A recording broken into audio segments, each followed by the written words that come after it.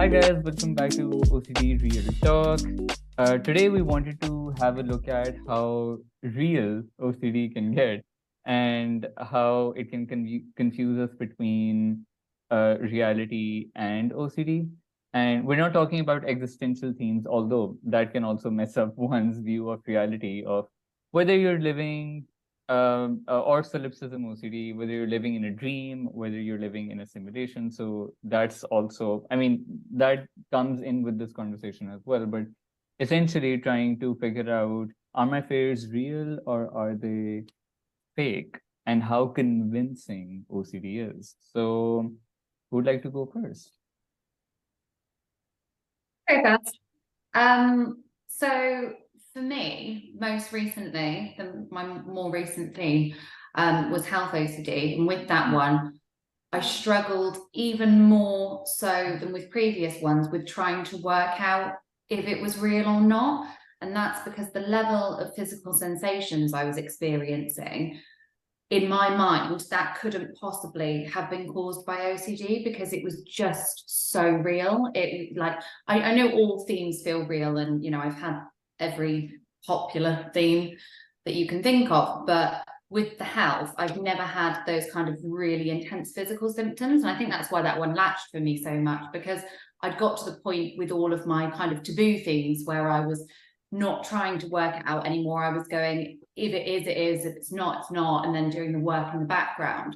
But I think the physical symptoms got me so much because I hadn't experienced them before. And I was, pain in the chest. And I was like, well, this has to be real. And, if worst case scenario, it is real and I ignore it, at that point, the worst thing that can happen, well, I could die. So, that's, there's no coming back from that. Yes, I could do something really bad, but I could learn to accept that. But if I die, there's no coming back from it. So There's no I think for me, acceptance that then left one, to do because then you're yeah, gone. exactly. So yeah, Mm. that's my most recent experience with how real it can feel. This, what you said, just also reminded me. I was having a conversation with my aunt today, and what she does, like a couple of times a week, she keeps a fast, and just for like the religious reasons that she does it for. But what she was explaining to me, uh she was like, during afternoons I usually get really hungry and thirsty on a regular day, especially in the summer.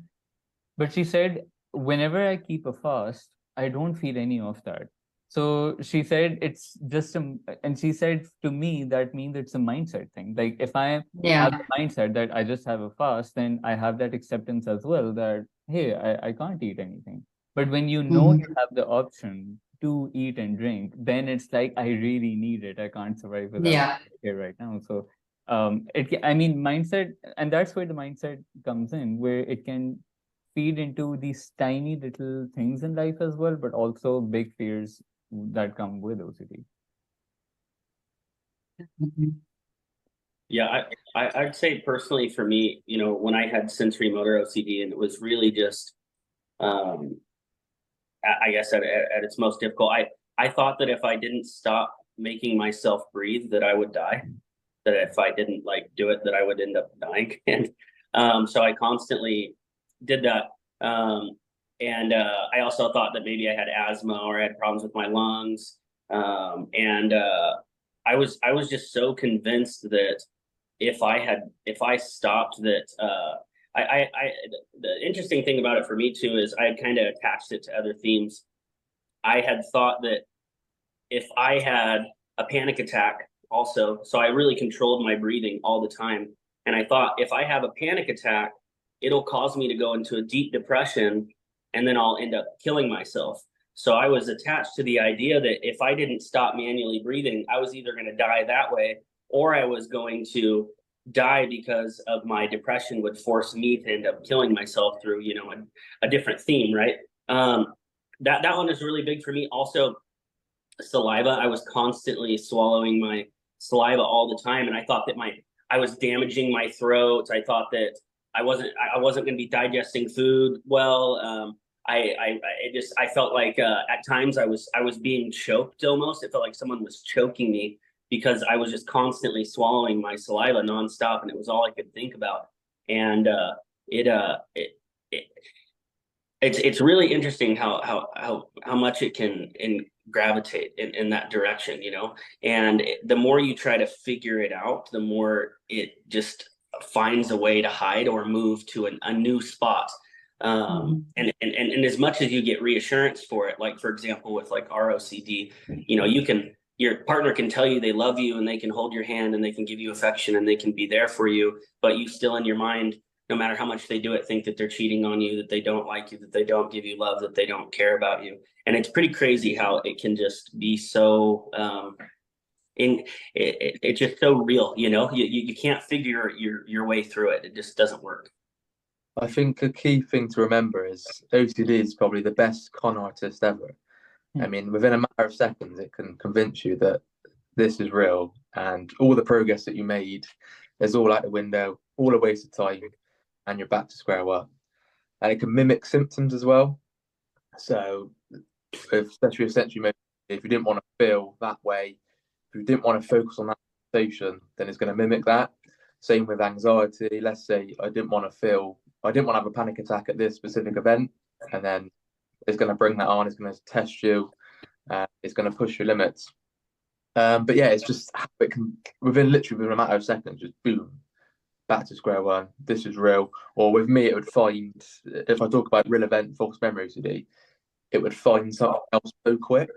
So I'd get relief from one event, whether I thought I found the answer or I found the solution or I resolved it by ruminating, and then boom, it'll be in there with something else. And then, right, that's it. That past event don't matter. There's now this new one. So it's constantly moving the goalposts and just laying just out of reach where you can't quite get there. And this one just feels real, and the other one don't. It's so crafty how it can do that. And I think like it just still fascinates me even today how much mindset matters and how much the brain can trick you into believing and feeling certain things, right? Like my dad's a doctor, and on almost a daily basis, he has some patients who come in who are experiencing physical symptoms or illnesses due to stress in their life, right? Or because of like tough life circumstances. So someone can be really stressed, and that is why they're having constant digestion problems, or that's why they're having back pain, or that's why they're having problems with their bladder, or something like that.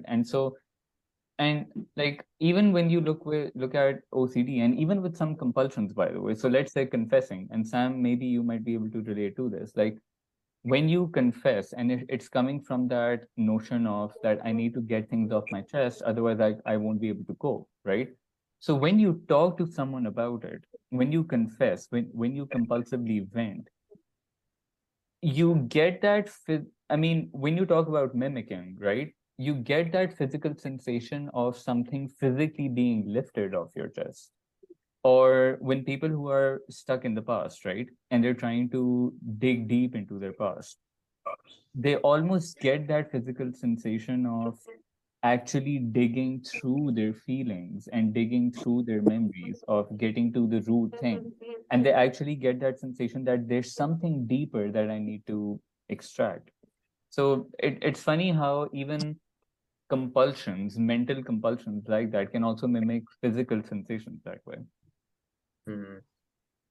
Yeah, well, one thing that's I think is really interesting about it being so real is like I've been in recovery for 5 years, and I had something that triggered me like a month ago. Haven't been triggered in like a year, and it convinced me for about 3 days that this time was different, that the feelings were different, and how it did it was it changed the sensations and how they came, how they switched, when they started, the beginning of the day or the end of the day. Then they'd completely disappear. Then they would come back, and it was just up, down, complete, just trying to move around so much. And I didn't understand it because I'd never felt that way. So it literally, within a couple days, grabbed me, and after it, I came to the conclusion, okay, this isn't different. It was at first it did, you know, and it was interesting to go through that and see that, because it literally will convince you utterly that it is different, you know. So it's really trippy for sure. That's the thing with new themes. So from OCD with tools, So it'd be everything you've learned, it doesn't matter anymore. So it's all now real, and then it'd find a new theme that I haven't dealt with in the past, and that was it. I was convinced, no, I haven't got OCD. This one's real. This is a genuine threat. None of the tools are going to work. I'm the exception. Blah blah blah. All these things we know too well, but it just you don't. It sort of happens without even thinking about it. You don't really know what's going on, but then you think, hang on a minute, it's doubting the tools out. It's doubting or disputing or a method that you can use. It just that work, and it's so crafty how it does it. You don't know you're doing it. Yeah, I get the changing themes at times, but also the same theme will come up, but with completely different like symptoms of that theme. So when I was having the health OCD with all the physical sensations, I had this like set of sensations. It would kind of rotate between all of them. You know, some would be prominent all day, every day. Some would just jump in occasionally to perk it back up again. But then I think it was a couple of weeks ago, I woke up in the night and I had an entirely new sensation, one I hadn't felt at all before. So straight away, my mind went, okay, I was doing okay. You know, I'd got used to these sensations. I was living with them there. They just faded so much because I was just doing everything all day with them there. But I woke up with this entirely new sensation, and my mind straight away went, okay, now this one's definitely real, because I've never felt like this before. So this time it's real. And I think I went into a couple of days of panicking, a couple of days of, I actually managed not to seek any reassurance. I think I texted my mum the first time it happened and went, do you think that this is something I need to worry about? She's a nurse. And she said, no, I don't. And we both just knew that, yeah, that's it. No, I don't. She doesn't. That's fine. So 2 days, I experienced this physical sensation. It's like a shooting pain through my arm. 2 days, I was in work. It was shooting away, and I was going, really bothering me, but it's fine. It's fine. Carried on. And eventually it just went again. And, you know, that's the way to deal with all of these things, even though they do feel real and scary at the time.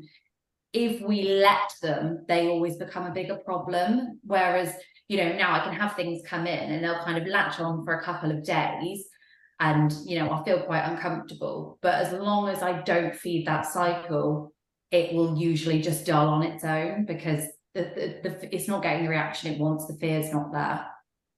The thing is, with health OCD, whether it's real or not, you just got to just take the risk, because otherwise I'd be at the doctor every week, and then you've got to take that risk. But it's also very hard because there can be genuine concerns. There can be genuine health concerns. Sam, did you have physical symptoms or health OCD? Because I don't know if I've ever like asked you about that. Yeah, early on, yeah, I'd be at the doctors a lot, getting all different scans and just asking about this or something I've already gone up about last month, or no, it's changed. But back then, I didn't know it was OCD, so I thought my symptoms were changing, and I thought it was a genuine concern. But now I'm looking back and thinking, wow, OCD is moving the goalposts there. All these different sensations are coming up, and I didn't even know. Yeah, I find stalling now, even with genuine health concerns, is like a really good way of doing things. So I won't go to the doctor really for anything unless it's kind of ongoing for a long period of time. My mum, as I said, is a nurse, and I was doing a run last week and I was wearing like a crop top, and she saw a mole on my back and she went, oh, that mole, you know, it looks a bit funny around it. I think you should probably get that checked at the doctor. That was a week and a half ago. I have not gone to a doctor. I'm going to wait. I'm going to wait a few weeks. Maybe it does look funny, but I'm living life on my terms. And if I go into panic mode and go to the doctor and start checking the rest of my body, OCD just grips again. I would rather wait on the small possibility that there's a problem than make myself like live by OCD's terms. I just feel like it's the most ironic thing that like a doctor or a nurse would have a child with health OCD. And it just creates the perfect storm, because then you can consult your parent at any point. I think my spurt with health OCD was when I was really young, maybe like 5, 6, 7 years old. And so I was terrified of throwing up. And so constantly, because both my parents are doctors, constantly I would ask my mother that, hey, if I eat this, will I be fine? If I eat this, will I be fine? Will I throw up? Will I be sick after this? Will this hurt my tummy? And you know, when you are suffering from a certain theme, your mind catches that very information from your environment as well. I know at some point just somebody told this random story, you know, these fake kind of stories that come up, that there was some kid who had Coke and ice cream together and he died. And that stuck in my mind for some reason. And I was like, oh my God, this combo, I should never have it. So even if I ever had, like, you know, Coca-Cola or something like that, and there was ice cream for dessert, I would make sure to either eat something between it or give a big gap in between, so that, I mean, I don't know. And but because my parents were doctors, I could constantly ask them, is this fine? Is this fine? Is this fine? And medicines were basically in our house at all times available. So there Yeah. wasn't even that issue. But thankfully I didn't have it when I grew up.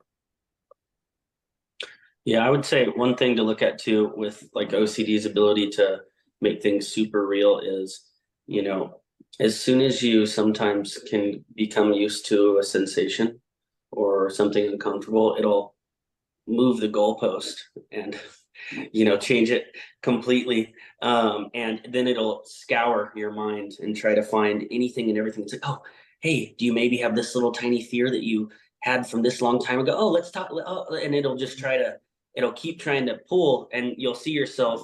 Well, one thing that I think is really cool about this though, when you notice that thing happening where your themes are constantly changing, it's because you are getting used to them and you are growing and you are becoming comfortable, because OCD is trying to maneuver and find a way. And when you're in that point, when you can see that, you can, it may be uncomfortable, but it's also showing you that that is you moving in the right direction. You know, that's just my opinion, but And I think so. I I agree. also think the belief behind that is important to look at as well, which is often for people, it is OCD must not morph to something else. So if you are holding that belief and that demand that OCD should just stay within these boundaries, then it is bound to latch onto something else. Because, like with health spheres, like you are describing, Paul, as well, I mean, if you get comfortable with, let's say, saliva sensations, right? And but then in your mind, you're also like, okay, now I've conquered this, please don't come back. Then it'll hit you with, okay, let's think about your blinking now, right? So it's also that belief that is fueling the constant morphing from one thing to the other, which is important to look at. Yeah, that's good. It's always looking for evidence as well. So let's say, let me give an example. So real event, cheating, or false memory, whatever it may be. Now it will look for what was your intention. So if you're not quite sure whether you cheated on your partner, now it would say, well, you find that person attractive, so that means you would cheat, and it's just looking for any sort of evidence. Or why did you walk that way? Was it because you want to speak to them? So it's always going to try and find something to link it into your fear. And like I keep saying, finding that evidence, and then that's it. Once you've got evidence, it's real. There's nothing you can do about it. It's not just a thought, blah blah blah. This actually happened. So it's always trying to catch you on something. Yep. And I think what I also want to highlight over here is, which a lot of people already know, but if there are any newcomers watching this, it's important for them to know that you won't be able to figure out what's real and what's OCD. If you are using any kind of clues or hints or, you know, some signs that, okay, this distinguishes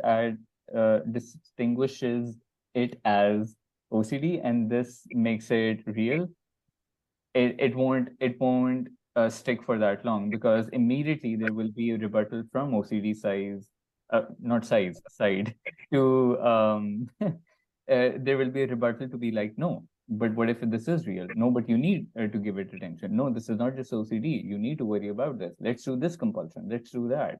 Let's avoid this. So that's why we talk about working on worst case scenario, because you ultimately do have to break down your fears in terms of, okay, even if this was real, can I still accept it? Even if this wasn't OCD, can I still work on accepting myself, life, or other people for for these situations?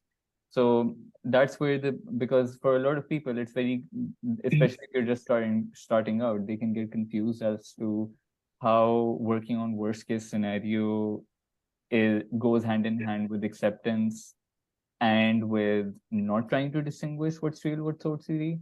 So that's why I think it's important to bring that as like an important piece of information over here right now. People would say to me, with real event false memory, they say, well, I can't tell if it's real or it's false. But I say it doesn't matter. Stop trying to work out whether it's false. It's the same beliefs, it's the same perspective. So nothing that you can't try and work it out. It's all about your perspective in the now of that real or false event. And just seeing that initially then leads you to work on your beliefs and breaking down your fears. And you see the event in a different light. But it's that initial thing, because I spent years trying to work out whether something was real, whether it was false. OCD would doubt that, move the goalposts, find something else, ask another question. So it's a never-ending trap trying to work that out. Yeah.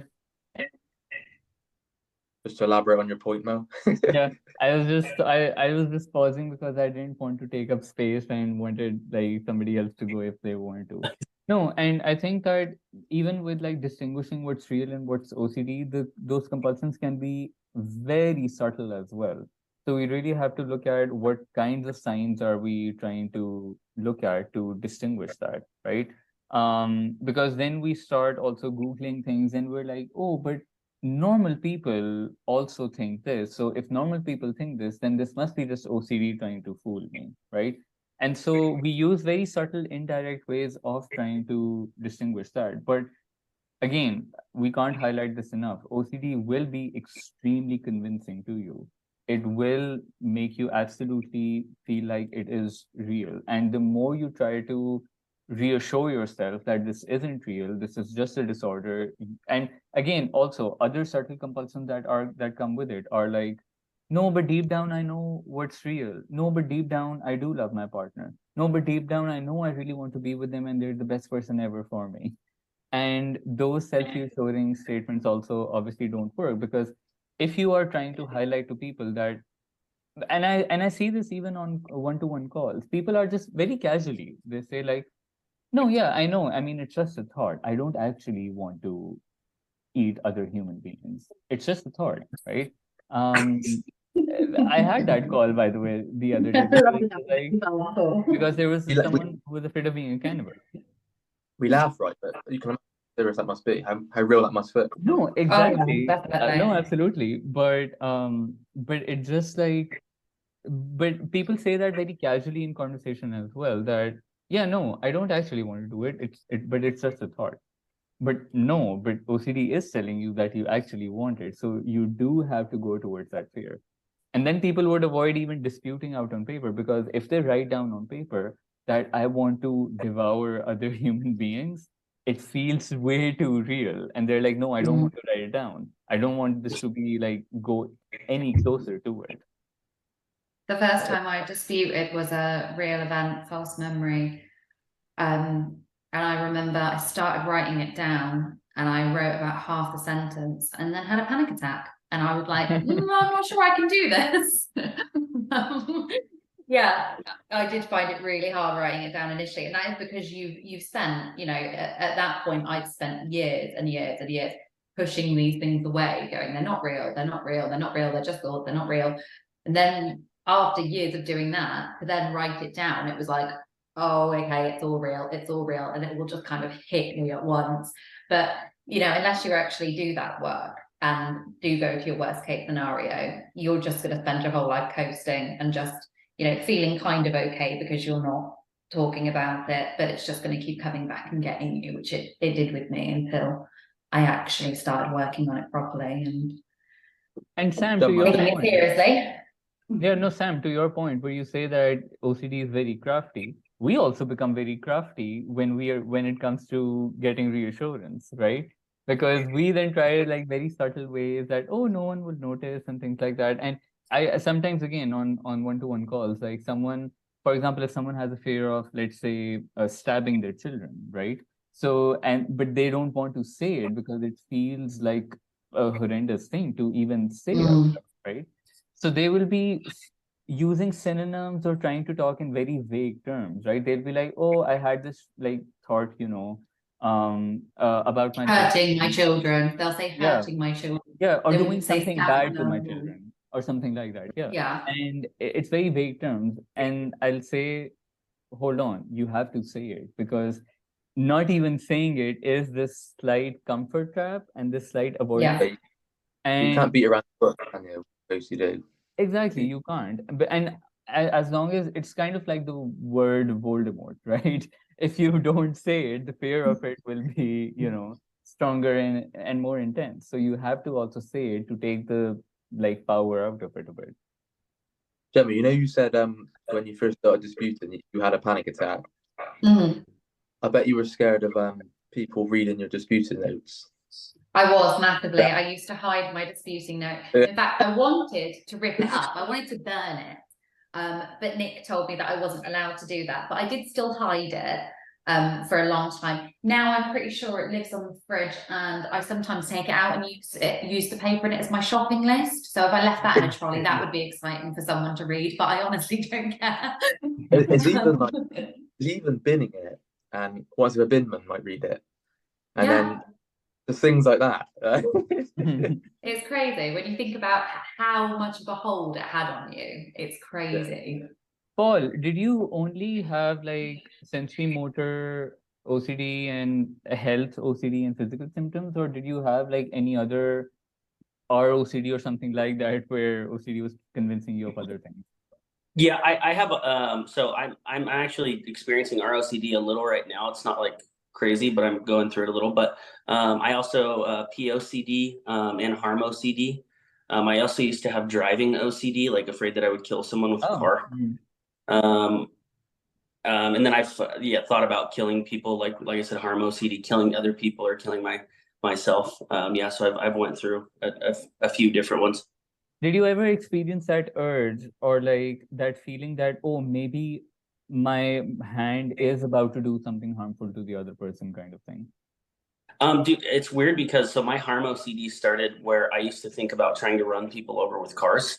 So then I started being afraid of both connected. So I thought that I was a bad driver and I was driving a stick shift and that I would end up accidentally killing somebody. But then I thought that maybe I wanted to do it. So I dealt with that when I was about when I was 18, but I didn't really know OCD or nothing. So I just forced myself to drive and made myself be uncomfortable. And I was just like, I have to get to work. And then over time, I don't know, eventually I just stopped worrying about it so much.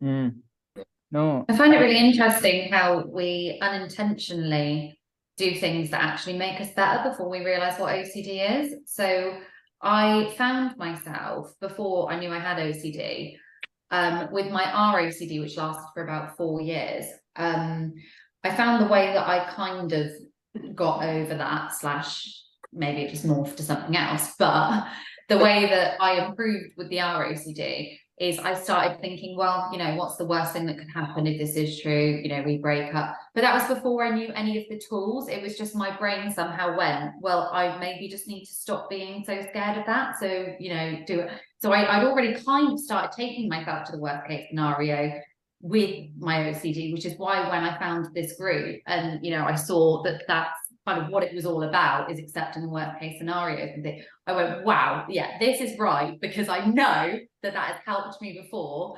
And that was just such a low level, little bit of disputing in the mind unintentionally with no real rhyme or reason. So when I saw that this is what you guys were doing, I was like, well, that sounds great, because I know that works. I think it's key to remember that we have OCD. There's not just one theme that you have, and that's it. Like, you have OCD, and it's going to move around. It's going to morph. So when people get stuck on just one theme, you've got to remember that's what you fear the most, and you're so scared of that. You're not just POCD. You're not just harm OCD. You have OCD. It's going to move. It's a key thing to remember there. But it's not like you beat that theme and that's it. You're free. It's always going to try and catch on something else. So hence why the tools that we learn is a baseline for pretty much everything. So break down not just the one theme. Yes, if that's really stuck, and yes, you can target that. But the themes the beliefs that you learn and the perspectives that you shift to, they can be for all themes, isn't it? And I think Hence, Jade really put it in a great way in one of her videos, is where she was like, she understands that she has a brain that is always going to be inclined towards worrying a little more than the average person, or being a little more scared than the average person. So, like with Paul saying that he is not very strongly, but kind of just there experiencing our OCD, that makes sense because I mean, of course, because we do have brains that are tilted slightly in the direction of wanting to worry a little bit extra, just so that we are, I mean, better safe than sorry kind of thing. So, but we have to then lean into all these experiences that we've had on the recovery journey to really, hone in on on that rational thinking that okay, like this is, I mean, I have dealt with catastrophizing things before. I have dealt with over worrying about things before. How do I break this down? What is it that I'm afraid of? And what is my worst case scenario over here?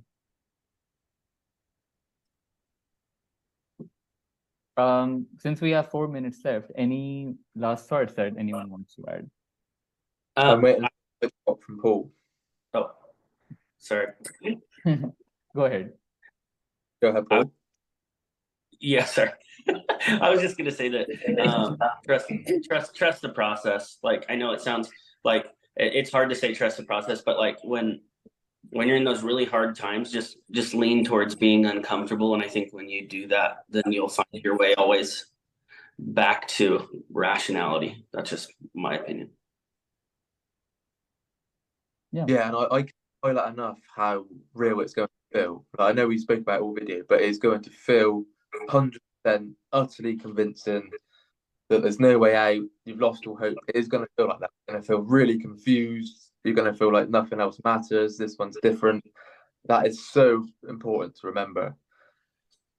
I'm also just going to put in there quickly, for the theme of this video, acceptance is not agreement. It's really, really important. I know you hear it constantly, but it is so, so important, particularly with like the taboo themes and stuff. I found it really hard because when I started breaking down those beliefs, that's when it got the most real. That's when I started to feel like, yeah, I'm trying to justify my behavior now. I'm going to justify the way I am. This means that I'm just saying that how I think and feel is okay, and it's not. So it was really, really important for me to break down that accepting that those things didn't mean that I liked those things. There's a big difference. I can dislike an act, but still know that I'm a fallible human being, and that doesn't change. Yeah, and it takes a while to see that. And I think what I would just lastly add is that even if you recover from OCD, just remember that rational thinking is something that is going to help you in life in general. So whatever challenges that you have, it is about approaching it with a balanced approach.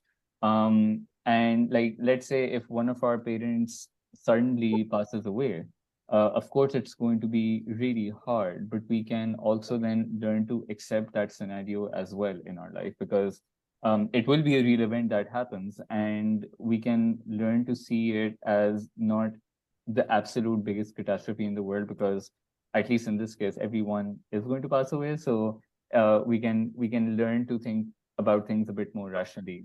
And so even if you recover from OCD, don't have the wishful thinking or the delusion that there will be no other life challenges that come your way, because life challenges will come your way.